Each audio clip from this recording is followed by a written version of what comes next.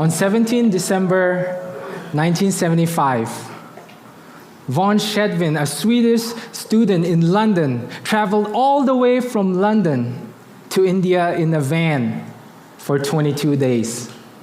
When she made it to India, she met a man by the name of Pradyumna Kumar Mahanandya. You see, Mahanandya was an outcast. He belonged to the Dalit caste, which is the lowest caste in the Indian caste system, often referred to as the untouchables.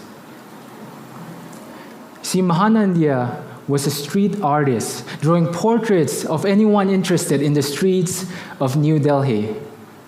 Schedvin asked Mahanandya if he could draw a portrait of her, and he agreed. Long story short, in the process, they fell in love. They started dating. After a few months, Schedvin had to return back to Sweden, and she asked Mahanandya to come along with her to Sweden. However, he couldn't. However, Mahanandya looked at her and said, "One day, I promise you, one day I'm going to come to Sweden on my own." And the two kept in touch through letters.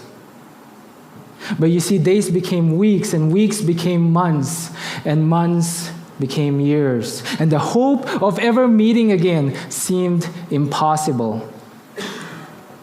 However, one day, Mahanandya got up and said, "Enough is enough. I'm not going to give up on her." And so he sold everything he had. He sold his paintings, his portraits, all his belongings. And it came up to a staggering 90 cents. And with that money, he bought a bicycle. You see, this man biked 6,000 miles across 8 countries, and after 5 months made it to Sweden. He was reunited with the love of his life. The two got married. They had 2 kids, and today they've been married for 41 years. All of this possible because one man dared to travel 6,000 miles on a bicycle. We are in our series called Everyday Spirituality, where we look at the stuff of everyday life, the common, mundane routines of everyday life. If God's mission is not to just redeem our spirituality, if God's mission is to redeem all of life, then we're asking the question, what does the common, mundane routines of life have to do with our life with God? We first looked at sleeping, dreaming, waking up, and today we're looking into the routine of traveling. Millions of people travel every day for millions of reasons. As you just heard in the story, some people travel for love. Maybe some of you guys here today travel to find new jobs, new communities. Some people travel to explore, to see new cultures, new languages, to see more, do more, experience more. Some people travel due to a fear of rootedness. That is a temporary escape from everyday life. But one thing we all have in common in this room is that each one of us travel every single day, either for work or for education, and we call this commuting. Especially here in America, we are in our cars almost every single day of our lives. Most Americans have been in the driver's seat since the age of 16 and on average spends about 8 hours and 22 minutes per week driving. In a year, we spend 432 hours driving, so on average, by the time a person turns 60 in America, he or she would have spent 2 years and 72 days in the car. Obviously, this number goes up to 3 to 4 years if you count in road trips. So in our lifetime, what this means is that in our lifetime, each one of us will spend about 2 to 3 to 4 years in a metal box that moves. It is in this very metal box that we will drive about 600,000 miles, enough miles to go from Albuquerque to London 14 times. It is in this metal box that we will drop about 3,000 pounds of food between the seats. It is in this metal box that we will probably fart about 25,000 times in our lifetime. You can tell where I spend most of my time researching. Did a lot of math for this one. And it is in this metal box that we will sing to about 4,000 albums. However, not just here in America. You see, commuting is a global phenomenon. Billions of people commute every day around the world. Did you know that in Amsterdam, there are more bikes than there are human beings? Right? Dang. It's crazy, right? In a village in Sichuan, China, children along with parents would scale giant steel ladders that goes up to 3,000 feet just to get to class. And that's an improvement from the vine and wooden ladders that were replaced in 2016. And we complain when the school bus is late for 10 minutes. You see, I have a fear of heights. So if I was born in that village, I'd probably just stay illiterate. In Egypt, horse carriages are so popular that the government is even planning to release an Uber-like app that would help people find horse carriages around them. In western Siberian regions of Russia, some people use reindeers to travel. In Bangkok, due to the dense traffic and accidents on the road, people prefer using boats. Same in Venice, where there are canals all throughout the city. Water taxis are a common way to get to school or to work. Talking about canals, in Ottawa, Canada, when the canal that runs through the city freezes, people ice skate to work or to school. In Japan, about 8 million people commute every day by trains. Passengers are literally crushed like sardines into the trains. You see, that's why the government hired what they call oshiwas, which literally translates to pushers. And the oshiwa's role is to push people in the train before the door closes. Pretty much, very literal.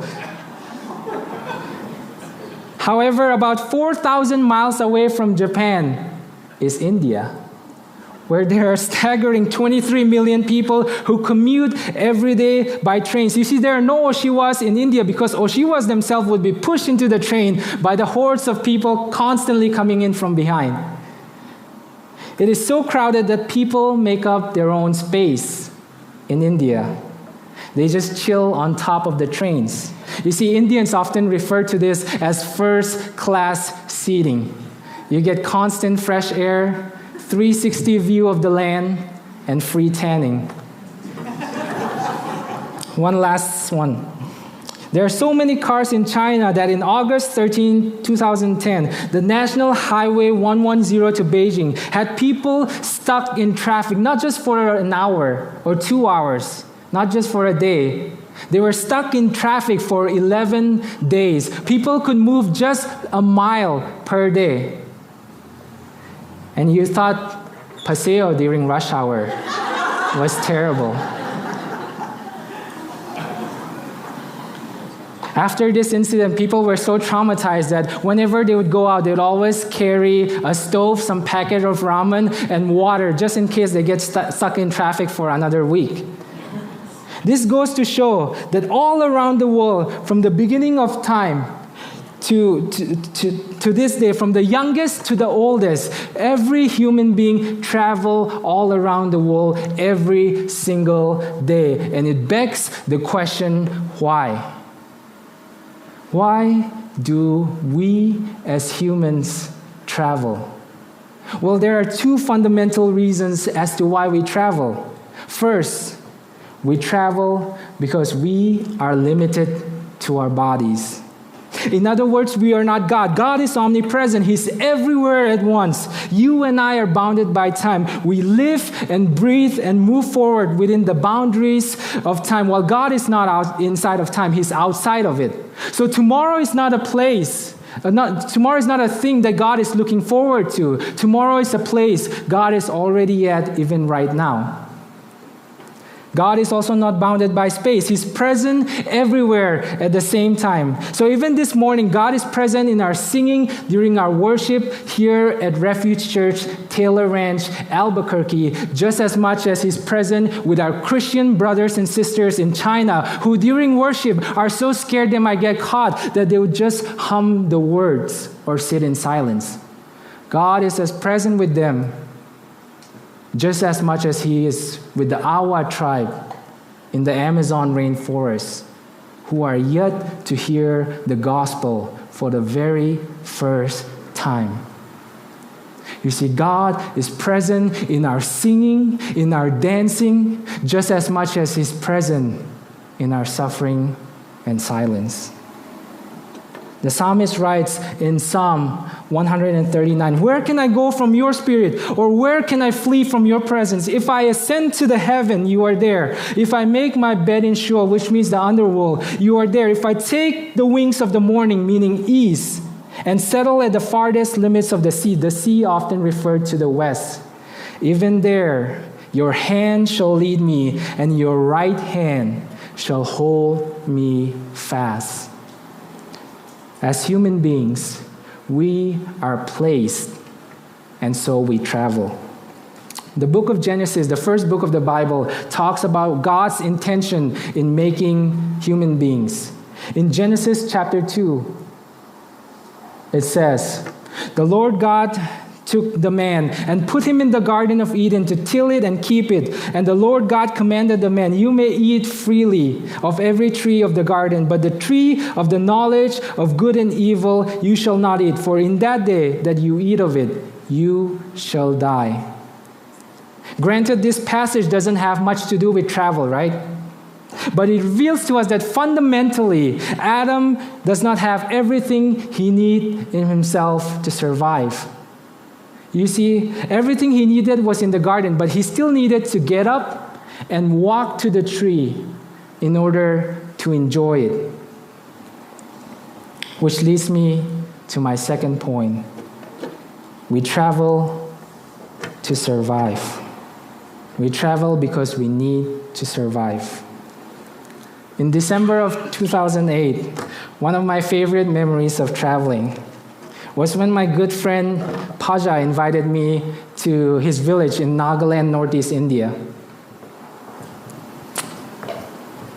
And his dad looks at me and says, "Toshi, I've been to your village. Your village is not a village. Come to our village and we will show you what a real village looks like." And they did. Their village was on top of this mountain, isolated from all civilization. And I felt like I was in an episode of BBC Earth or National Geographic. You see, there were chickens running around, pigs running around, naked babies running around, and there was no electricity, and doors and windows would be left open at night because there was no such thing as thieves or robbers.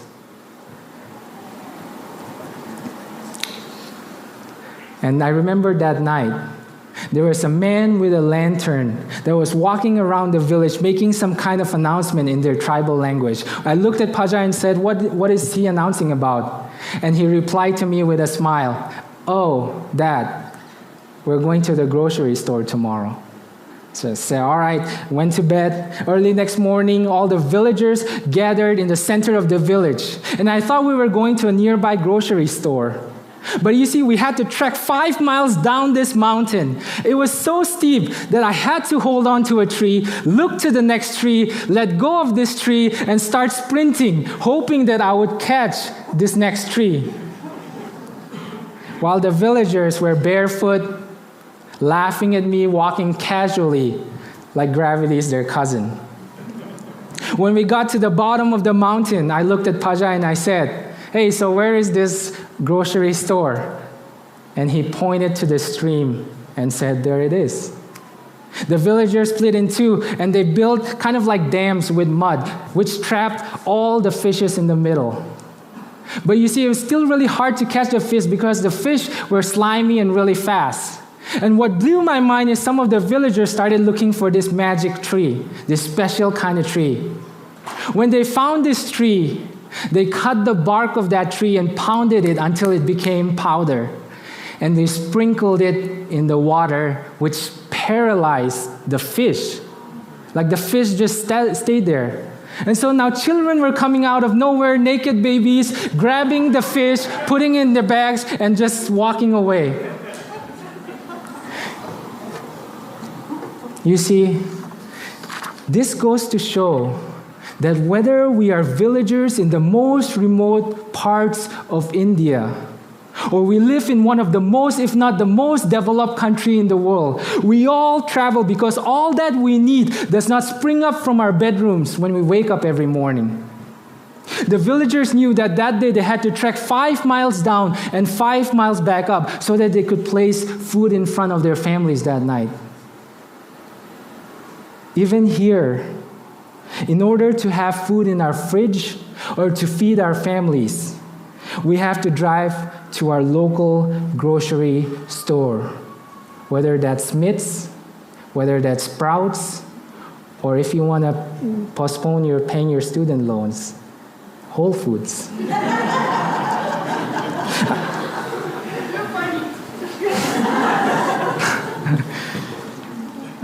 Think about this for a minute.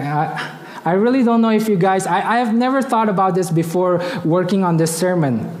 But have you ever thought about the number of people involved in making your trip from your house to your church this morning possible? We depend on the cars built by people. For the car to move, we are also dependent on the people in the oil refineries in southern New Mexico. We are dependent on a truck driver that will deliver it to your favorite Costco gas station. We depend on the people built by people. We depend on the roads built by people who lay the foundation, build the bridges, paint the lanes, wire the traffic lights. Do you recognize the hundreds and thousands of people involved in making your short trip this morning possible? Now, these are the two fundamental reasons of why we travel. But what are some of the complications of traveling? Like, what are some of the fears we have when we travel? First, when we travel, we are vulnerable. When we leave our homes, when we leave our sanctuaries, we make ourselves far more vulnerable on the road. We are vulnerable to the intentional and unintentional sins of the people around us. Whether that's their carelessness, their distractedness, their lack of experience, their recklessness, their drunk drivedness, their failing eyesight, their anger issues, their anxiety from their marriage or from their work. When we are on the road, we become far more vulnerable to the actions of the people around us. And the consequences of those actions are often serious and in some cases fatal. Maybe some of us here knows what it's like to be in a car wreck. Maybe some of us here this morning have lost somebody on the road. A family member, a loved one, a friend. When we are on the road, we become far more vulnerable to the intentional and unintentional sins of our neighbors. Second, we have no time. We have a broken relationship with time, especially here in the West. Last year, I went to New York, and my Uber driver who took me from the airport to the place I was staying was from Ethiopia. We started having a conversation. I asked him about his family, and he told me his mom, dad, brothers, sisters are still in Ethiopia. And I asked him, why don't you bring them here? And he said he did. That last year, he worked really hard for months and was able to save enough to bring his father to New York. But after a couple of months, his father decided to go back to Ethiopia. He didn't want to settle here. So I looked at him and I asked him, what was the reason that convinced him to go back? He smiled at me and just said, my father just looked at how people drink coffee here. That when we drink coffee, with coffee in our hand, we are always walking or driving, always in a hurry, trying to get to the next place. While in Ethiopia, whenever we make coffee, it means it's a time to sit, to slow down, and to enjoy it with our closest friends. And that convinced him that he didn't want to live in a place where everything is to go. Isn't that true? Do you guys recognize that? I mean, afraid of being late, we often rush from the past to the future and fail to experience the now. We have such a broken relationship with time that if we don't get to our destination in a particular time, for 2 seconds of lost time, we begin to believe that we are in the midst of the greatest spiritual warfare that mankind has ever faced. We begin to believe that the whole universe has plotted against us, and no matter how hard we try, we can never get to where we want to go fast enough. And so people in front of us, people around us, become objects on the way, which leads me to my third point. We start to dehumanize people. Working on this sermon this week, I found myself doing this quite a bit when I drive. I don't know if you can relate to it, but when I'm in traffic, I often say something like, "That car cut me off," rather than "that person." "That car is too slow." "That car is stupid." And I wonder why. Why do we become so much more aggressive than normal towards people when we drive? Like, why are we so mean when we drive?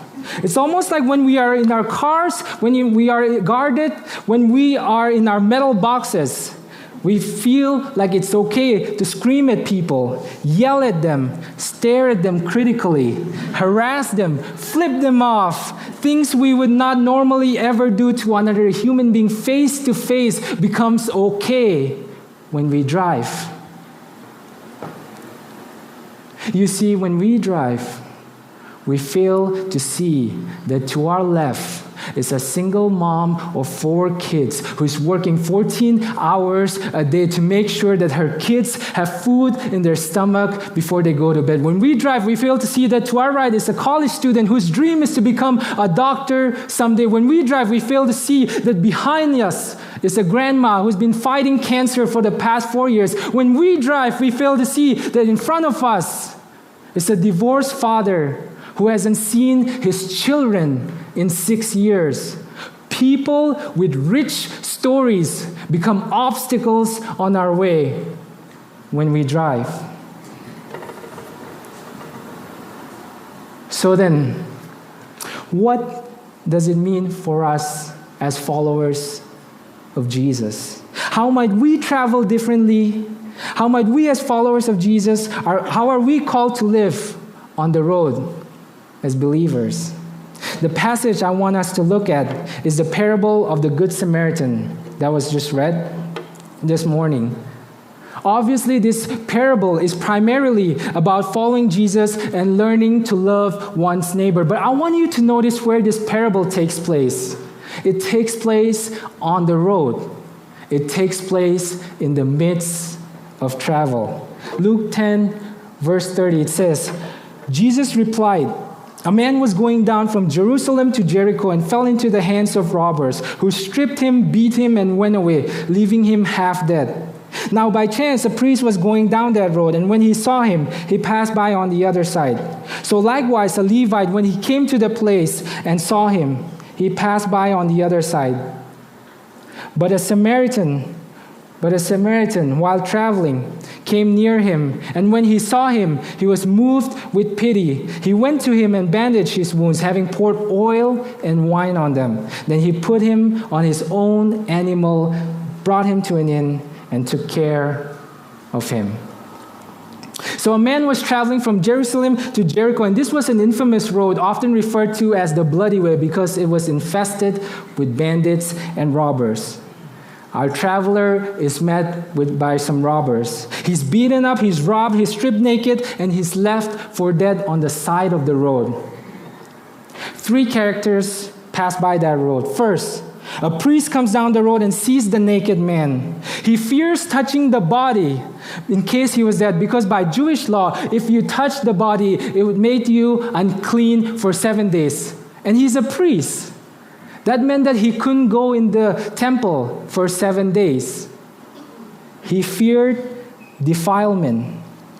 And so he walked on the other side. Second, a Levite comes down the road. Levites are musicians, worship pastors, janitors, or gatekeepers in the temple. He sees the half-dead traveler on the side of the road, but he could not spare time from his duties to aid the victim. He had work to do, places to be, duties to perform, and could not be detained. He was in a rush. One feared defilement, while the other feared detainment. And I wonder if the fears of the priests and the Levites are the same fears we have when we travel. Strangely enough, it is the Samaritan who sees the traveler not just as a neighbor, but as a brother. In verse 33, it says, he was moved with pity and compassion. He not only stops, but crosses the road. He goes to him. He bends down. He picks up the traveler. He wipes his wounds clean. And he pours oil and wine on it, probably the most expensive stuff he had with him at that time. And he bandages his wounds, picks him up, puts him on his animal, and takes care of him. When Indian missionary Sadhu Sundar Singh decided to go from India to Tibet to evangelize to the Tibetans, he knew that the path leading from India to Tibet had to go through the Himalayas. And it was known to be a dangerous and treacherous path. A lot of travelers died on the road due to the harsh and unpredictable weather conditions. So he got himself a guide to go along with him. Early next morning, they woke up, they packed their lunch, and they began their journey. They made it through the narrow, winding paths. And when they got on top of a cliff, they heard a cry for help. They both looked down the cliff, and they saw a man, badly injured, unable to move. His guide looks at Sadhu Sundar Singh and says, "Hey, God has brought this man to his fate. There's nothing we can do. We must keep moving." However, Sadhu looks at his guide and says, "You can go ahead if you want, but God has brought me to this place to help my brother, and I cannot abandon him." And so the two parted. The guide kept moving while Sadhu climbed down this cliff. When he got to the traveler, he saw that his leg was badly broken. And so he picked him up, put him on his back. He took off his turban. He wrapped it around both of them and began their torturous climb. A few hours passed. The weather was getting worse. They were both getting really cold. The sun was starting to set. And Sadhu could feel the weight of the traveler on his back. He was getting exhausted. When all hope seemed to be lost, they started to see flickering lights in the distance. It was the lights from the village. They were almost there. And so filled with joy, they started to sprint. And then Sadhu stumbled. He didn't stumble out of exhaustion. You see, Sadhu stumbled because he had tripped on an object. He gets up, he goes to the object, he brushes the snow off the object to find out that it was not an object, but the body of his guide. Just shouting distance away from the village, this man had succumbed to the cold and froze to death. When Sadhu made it to the village, he got warm, he got safe, and both of them realized that the only reason they survived, the only reason they made it to the village was because of the exertion of carrying the traveler, which made him sweat, and the rubbing of their bodies, which created enough heat to save them both. Yes, Sadhu was interestingly and miraculously saved when he risked everything to save his neighbor. In other words, by following Jesus on the road, he saved himself. But the reason I'm telling you this story is to ask the question, why? Why did Sadhu Sundar Singh Even after knowing helping the man would mean certain death, he decided to stop. Why? You see, Sadhu was born a devout Hindu. And growing up, he persecuted Christians, he burned Bibles, he mocked at Christians. However, after the death of his mother, he was filled with depression. He was devastated. His heart was torn to pieces. And one night he said, tomorrow morning, I'm going to jump in front of the train when it comes, and I'm going to end my pain. Sadhu recalls that night when he went to bed, his room was filled with light, and a man started walking towards him, glowing. This man had holes on his hands, and said to him, Sadhu Sundar Singh, Sadhu Sundar Singh, how long will you deny me? How long will you deny me? Sadhu said that yes, I did die that very night, but I was given a new life in Christ. You see, the fears and dangers of life no longer paralyze Sadhu, because he knows that no matter what happens on the road, even if it costs him his life, Jesus Christ on the cross has guaranteed him a safe passage home. Isn't that the good news for us as well today? Church, when life is so busy, when life is so fast, when we have so many things to do, so many places to be, so many people to meet, so many lunch boxes to pack, meetings to attend, soccer practices to be at, when life seems to be moving at 100 miles per hour, why can we actually stop and be a neighbor? Because when we were helpless, laying on the side of the road, under the weight of our sin and shame, unable to get up, unable to move, Jesus Christ stopped. He saw you, he saw me, and he crossed the road. He picked us up, and he shed his blood and broke his body, so that you and I will be guaranteed a safe passage home. You see, Jesus Christ on the cross has redeemed the complications of travel. He made himself vulnerable so that we may live in freedom. He stepped into time so that we may slow down. And he became like one of us, so that when we travel, we may take our eyes off of ourselves and put it on our neighbors, our brothers and sisters around us. That's the good news I leave with you today, is that when you go from here, when you travel, when you commute, that no matter what happens to us on the road, no matter what we face, Jesus Christ has made it sure that we will get to where we are going, which is ultimately to himself. Because of the cross, because of Calvary, we too, like the Good Samaritan, can slow down, stop, and cross the road. Let's pray.